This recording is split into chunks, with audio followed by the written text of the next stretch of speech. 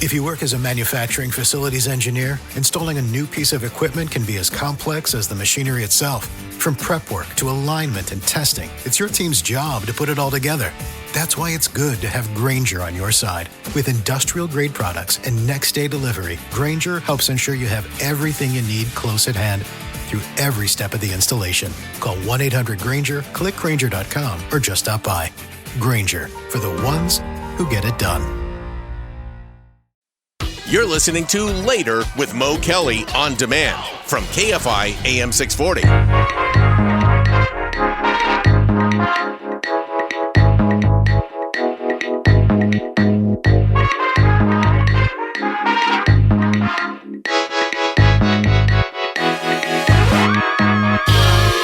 KFI, Mr. Mo Kelly here. Later with Mo Kelly. We're live everywhere on the iHeartRadio app and, of course, across social media with our video simulcast. Let me pick up where I left off last night regarding Stephen Colbert. And if we can have an honest conversation, if we can have a knowledgeable conversation about TV and how it works, then I think we can get to the base of all this. The question going around was what happened to Stephen Colbert in the Late Show, the non-renewal, the public canceling of the show. Was that connected more to the merger and politics, or was it connected to the natural decay of late night television? That's what people are debating. And for me, this is an easy one. I always say get the easy ones right. Let's say you've never worked in entertainment. Let's say you've never worked in TV. It is really unusual for a major studio to publicly kneecap a number one TV show 10 months in advance of it going off the air. You just don't see that for a number of reasons. But it's exceptionally unusual to do so knowing it will negatively impact advertisers for that show. In other words, if a show is going to be canceled in 10 months, well, not only are you precluding the likelihood of people advertising on the show, let's say you have advertisers which are loyal to the show. There will be a pushback and they will pull their money. Happens all the time. You cancel a show? Well, there's no need for me to keep advertising. I don't like that you're canceling the show. I'll take my money elsewhere. And there's something else. Because of what happened yesterday, you will have in the next, I don't like making predictions, but this time I'm going to make a prediction. I am going to predict in the next couple weeks, could be days, could be months, you will have a slew of stories talking about Paramount Plus losing all sorts of subscribers. You're going to. No company would knowingly do that and also talk about, well, the reasons why we're canceling the show is only financial. You're not going to do things which are financially harmful to your own company in the name of just saying we're not going to continue with the show because of financial reasons. It doesn't work that way. Do you honestly believe that they would have announced the end of this show 10 months in advance if there were no merger going on? Do you really think that they would have announced the end of the show 10 months in advance and also do it simultaneous to meeting with the FCC for this $8 billion merger? Do you think one happens without the other? Do you actually believe that they would do something and say something that only harms the brand publicly? I don't think so. There's no monetary incentive to kneecap your own show, to hurt your own brand, to lose subscribers.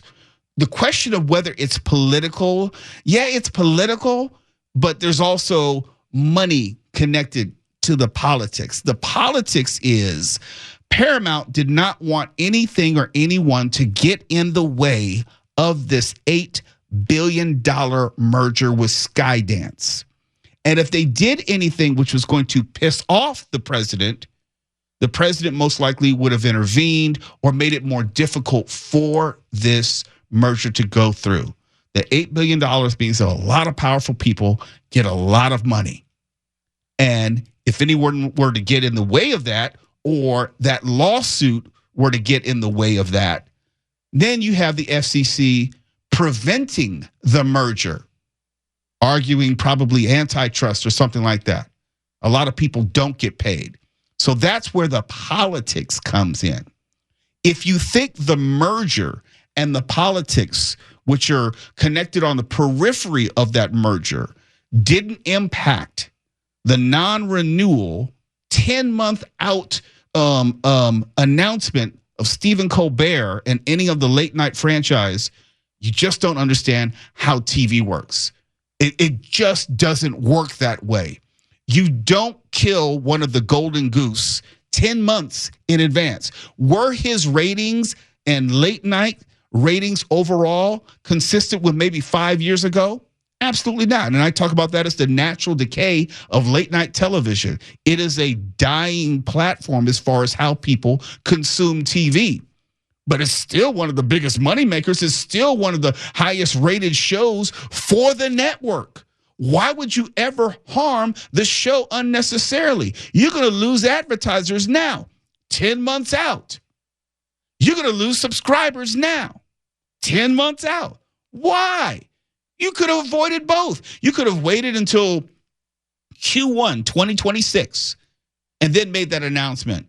And it would not have had the same type of a bad impact on your brand and on subscribers that you're going to get right now. You're going to get nothing but bad news and bad coverage for the next 10 months at least. You're going to lose subscribers. You're going to lose valuation while you're complaining about how this is just a purely financial decision when you made your own financial situation worse. Maybe the money that you're making with the merger is, well, clearly it is. It's more important to you than what's going to happen to the CBS brand.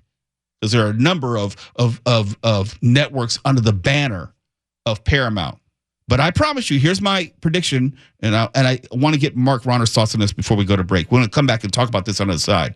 But I promise you there will be negative stories about loss of subscribers, about the diminution of the CBS brand, when all of this could have been avoided by saying nothing. You don't have to go to Stephen Colbert and say, hey, we're not going to renew you in 10 months. I've worked in this business. You don't have to make that decision 10 months out.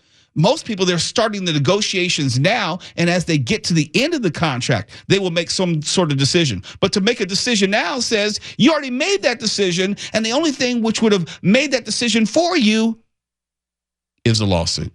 Mark Rahner? Well, the thing to consider here is there's a reason why when somebody gets fired, they're usually escorted by security with a box of their stuff out the front door, and they're not given 10 months. Do you really think Colbert's going to last on there 10 months with just a merciless mockery that's going to ensue? I just was talking about that with Carnation. We were talking about that. We're making comparisons to other people who lost their shows recently. I don't know if they're going to make it 10 months, but I do know that Stephen Colbert has now been unleashed. I mean, he's got nothing to lose now. What are you going to do? Take away his birthday next? Come on. Possibly. It may be one of those things where all of a sudden he's just not on the air anymore. Yeah, that could be. But he was already, he had more nerve than your average TV personality. You do this to him and give him 10 months to run with it, I'm not missing a night from now on. I guarantee that. Maybe in the short term, that might be the upside for the ratings, but the ratings only mean something if you're selling ad space, and I'm not sure they're going to be able to keep those advertisers because there's no long-term upside. I know advertisers are loyal to shows and properties. If you cancel the show, the advertisers say, well, I'm not going to financially support you because you're not supporting the show. I see that point, but I also think people love Colbert. He projects as a really decent guy who's gotten screwed for no good reason. Yes, but I don't know if advertisers think that Colbert is best served by continuing to advertise on their network. I can't answer that. We're going to find out, but it's doing nothing but spreading further. We'll have more on this in just a moment. This is Later with Mo Kelly. KFI AM 640 live everywhere in the iHeartRadio app. You're listening to Later with Mo Kelly on demand from KFI AM 640. KFI, Later with Mo Kelly. Let's continue our conversation about Stephen Colbert and what it is and what it isn't. For me, it's very simple. It's very, very simple. The lawsuit, which was filed by the Trump administration regarding the edited interview of Kamala Harris during the campaign, the defamation lawsuit, was a nothing. It was going to be easily won. There was no legal grounds for it to stand on. That's what just about every legal expert has said. But if anything, if there was any question, you still fight it. You don't donate $16 million to the presidential library of Donald Trump. That makes it political. They would have not made that same decision to not fight it if not for an $8 billion merger in which the Trump administration would be able to block. That is, those are inextricably linked. You can't separate it out. So that makes it political. To what degree we can argue, but we shouldn't argue about whether there is a political component to this. There's a political variable. What happens to Stephen Colbert? He will be fine. To Mark Rahner's point, it will be interesting to see how he handles the coming days, weeks, or months, depending on how long he remains on the air. Publicly, it was said that they were going to not renew the show as of May 2026. It doesn't mean that the show will remain on air as it is until May 2026. We know that Stephen Colbert didn't give any Fs prior to last night. I can only imagine that he'll give negative Fs between now and May 2026. How does that translate to what CBS/Paramount will allow on their air? I don't know, but I just know working in entertainment, it is not uncommon, and Carnisha reminded me of this, it's not uncommon to say when you're going to unexpectedly, my word, fire someone, cancel someone's show, take the show away from them, you usually don't allow them on the air afterward. I don't know how Colbert's contract is written. There may be some contingencies for moments like these in his contract. We don't know in his contract whether there's a non-compete clause. Let me explain that to you. Non-compete clause means even though they may not renew his contract, there may be a clause in there which prevents him going to a rival network. That happened with Shep. What was his name at Fox News? Oh, yeah.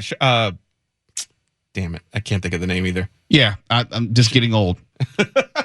Shepard Smith. There you go. At Fox News. When he left Fox News, he couldn't immediately go to where he ended up, CNBC, because there was a non-compete clause, so he had to wait like 2 years. But that had to do with cable news, and in this case with Stephen Colbert, it could only have to do with broadcast television. It doesn't mean that he may not show up on cable or he could not do a video podcast. There are a number of things which might be available to him depending on how his contract is written, which we don't know. But to Mark's point, it'll be interesting to see how aggressive Colbert is in skewering for the time being, his bosses right now. He had no problem doing it in previous days, but now the situation has changed. Now he really, according to Colbert, he was informed Wednesday night of this change, according to Colbert. And if we take him at his word, he has not really responded to it. He made the announcement yesterday, but he hasn't responded as far as how he really feels about it. He said how he felt about the quote unquote big fat bribe and how Paramount Plus responded to the lawsuit, but he hasn't really talked about the cancellation of his show, the non-renewal of his show. And that's going to come out. And we don't know if Paramount is going to allow that or how they'll respond to it after he does it. So that's something to look at. But I don't think there's a real debate as to whether there is a political component to this. I don't think there's a real debate to be had about his position in late night television. He's number one for his time slot. Yes, there has been a decay of late night television. Yes, it is not probably going to be around in 20 years. Late night television as we know it. Viewing habits have changed. People don't watch late night television, especially on broadcast television, like we have. But that is not the impetus for this. And the more people try to tell that lie, it's like, well, people aren't watching late night television. You know, his ratings weren't what they were 2 years ago. That's BS. Okay, that is a red herring. That is a distraction from the real reason. He is not being taken off air 10 months from now because of declining ratings. His ratings are better than Kimmel. His ratings are better than Fallon, Kimmel, and Fallon put together. So it's not his ratings which are an issue. It's not about the finances of that show. It's about what is happening in the background and what people are trying to preserve. And Colbert is not necessarily getting in the way, but he's a thorn in the side of the president with his commentary. And obviously Paramount did not want to have Stephen Colbert in any way mess up this $8 billion merger. I just say that as someone who's dabbled in radio and TV for the past 30 years. But what the hell do I know? Mark, you have any thoughts before we go to break? I was just going to add that President Trump has posted that he loves that Colbert got fired. Well, that further makes it political. You know, he's involving himself. That makes it political. I don't know what people are really debating. I don't know what to say. It is what it is. You know, we know that there was no love lost between them, but we can't ride through this moment and act like the merger had nothing to do with it. The president's influence on the FCC and whether they could kill the merger had nothing to do with it. I think we're denying the obvious here. I can't wait to tune in on Monday. And I think a lot of people will. And they will take their cues from Colbert as far as whether he's going to play it cool or maybe just play it cool for a short amount of time and then drop the bomb. But he's going to get in his final word. He's going to have his say. Oh, he's a master of this stuff. I cannot wait to see what he has to say. He's really going to go to town with this. Coming up next is the Rahner Report. Oh, yeah. KFI AM 640. We're live everywhere in the iHeartRadio app. You're listening to Later with Mo Kelly on demand from KFI AM 640. Now on Later with Mo Kelly, Mark talks about movies and TV, pontificates about pop culture. Rahner Report with Mark Rahner.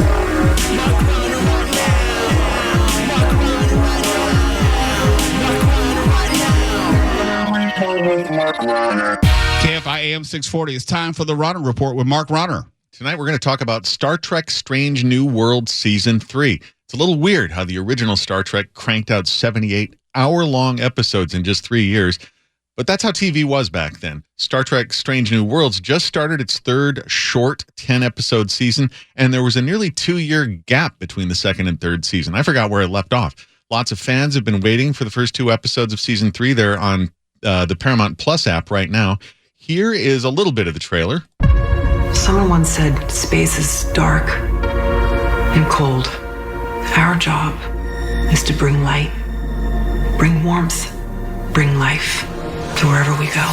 Is this a hit it situation? It's whatever kind of adventure we want it to be. This crew is a team, the finest Starfleet has to offer. Indeed. It's possible they don't know about us. They know about us. There is evil in this universe as sure as there is good. The choices you make in that chair, they are yours to make and yours to live with. I think that's plenty. You get the idea. Star Trek Strange New Worlds is my favorite of all the spin-offs, and to be completely honest, I never liked any of the others. All right, I like the animated series because it had a lot of the same talent from the old main show and was way too weird and intellectual for kids in the 70s and also for adults now. In fact, let's have some of the music from that to add drama and excitement to what I'm saying. Let's try this. Oh, yeah, now we're cooking. Let's turn this down a little. That makes every single thing better. Now, even if you like Strange New Worlds, you got to look the other way on plenty of stuff. It's set before the time of the original, but the ship and everything else look far more advanced. Your mileage may vary on the young Kirk in the show. There's never going to be another William Shatner, so you run into this problem of having an actor do an impression or not, like they more or less do with young Spock and young Scotty. Spock. let's just move on. They changed some well-known stuff from the old show. In this case, the Gorn, which are the aliens from the last season cliffhanger and the first episode of this season 3. Remember the original series episode Arena where Kirk fights a Gorn? It's essentially a space lizard man, okay? Looks like a guy in a rubber suit who moves like one of the slee stacks from Land of the Lost. Ever since I moved to LA, I've been planning to go to Vasquez Rocks where they filmed that and get a photo like I'm Kirk after he rolls the boulder down on the Gorn, which doesn't do anything to the Gorn. The new ones are far more reptilian, less humanoid, move faster, crawl on walls and stuff. You might as well call them something different, but we're just going to keep moving. In the first new episode of this third season, some crew members are trapped on the Gorn mothership being digested in pod things, which they get out of by poking their hands through the pod things. Captain Pike and the Enterprise are attacked by a lot of little Gorn fighter ships, and Pike's girlfriend's infected with a Gorn parasite baby thing and might die from it. There's a ton of future tech mumbo-jumbo dialogue, but it's a fun episode, plenty of tension. The second episode also strip mines, is inspired by another original series episode. Remember What Are Little Girls Made Of? That's the one where Nurse Chapel meets her old ex-mentor with benefits, Roger Corby, on a planet with Kirk, and Corby's really turned into a number 2. That's the old one. In the new Strange New Worlds version, they go back to Chapel's initial time with Corby, and it's played for romantic comedy with a younger, hotter dude playing Corby and a heartbroken Spock. Rhys Darby, the New England comic actor, is a fun guest star, and the episode also riffs on another great old original episode called The Squire of Gothos, and I'm not going to spoil it any further than that. What I'm saying is they mashed up 2 old episodes together and did some fan fiction. It's all watchable, but even the best episodes of Strange New Worlds mainly remind me of the better original ones. At least these guys know those shows well enough to riff on them, I guess. Strange New World's a great-looking show, and I don't understand why it's not on the actual network instead of just the Paramount Plus streaming app. Wait, which app? Paramount Plus. Oh, okay. Continue. But it's a Paramount show, and as we've been discussing, they aren't exactly known at this point for their stellar decision-making. You may be aware, if you've been listening, they paid a $16 million settlement in a nuisance suit from President Trump over an edited 60 Minutes interview of Kamala Harris, which is nowhere near as egregious as the kind of stuff that routinely appears on Fox News and elsewhere. Paramount wants a merger to go through with another big company called Skydance, and they need the FCC's approval for that. You may also recall that 60 Minutes, also a Paramount CBS show, has had issues related to editorial independence, and an executive producer left there recently. And Paramount canceled The Late Show with Stephen Colbert. Their statement claims it was purely a financial decision, but no one believes that for a second. Colbert is by far number 1 in the ratings in his time slot. He also recently called that $16 million settlement a bribe on the air and has mocked Trump relentlessly over the years. You don't have to be a media consultant to know that if you want to make a bribe accusation go away, that ain't the way to do it. But it is an outstanding way to make it spread everywhere really fast. It's like the Streisand effect if Barbara Streisand were trying to get a huge business deal approved by silencing a popular satirist. What I'm saying is that CBS, which runs The Late Show and Star Trek Strange New Worlds, is a mess. And I started this digression wondering why Strange New Worlds is only on the Paramount Plus app. What I'm thinking is CBS might cease to exist before long because Paramount's so poorly run, and maybe they at least have the foresight to build up the streaming app first. Abandon ship, get to the escape pods and all that. I'm just telling you as a journalist that it doesn't pass the smell test. It looks exactly like Colbert is being canceled for political reasons and not the reasons Paramount gave. That's it. I don't like being lied to no matter who's doing the lying. And there's another thing. We've always had some versions of the court jester in our culture who could mock kings and speak truth to power without fearing his head getting separated from his body. Colbert's one in a long line of those. You might not watch or agree with him or think he's funny. I'm just telling you he's part of that tradition, and I bet there's some you've liked. I'd ask what you think of Greg Gutfeld if he was canceled to appease President Biden, but I'm talking about comedians. The point is, it seems like a line's been crossed. You like that? The latest on this situation is that the Writers Guild of America has called for Paramount to be investigated for bribery by the New York State Attorney General following that cancellation of Colbert. Variety reports the labor union says it has significant concerns the move may have been intended to bribe President Trump into sanctioning Paramount's pending acquisition by Skydance. There you have it. Senators, including Schiff and Warren, are demanding answers now about this situation, too. And that's the genius outfit in charge of Star Trek. As I was saying, I like Anson Mount as Captain Pike, which was a role originated by Jeffrey Hunter. Pike's a different sort of captain who represents a different kind of masculinity for a different time than the mid-60s. He doesn't have all the answers. He gets them from his team. He cooks for his officers. He's got a steady girlfriend that he gets emotional about as opposed to Kirk's space gigolo shtick. It's refreshing, and I wish the episodes focused more on Pike, but it's a different kind of show. It's also too informal. I don't like everyone calling each other by the first names instead of lieutenant or ensign. Erica doesn't seem right for essentially a naval adventure in space, but we're going to keep moving. Got to admit, I'm also not crazy about Spock being such a needy, emotional weakling. I genuinely think we're still just beginning to appreciate what Leonard Nimoy brought to that role. And he wasn't even the first choice. Imagine if Martin Landau from Mission Impossible had accepted it when they offered it to him first. Illogical.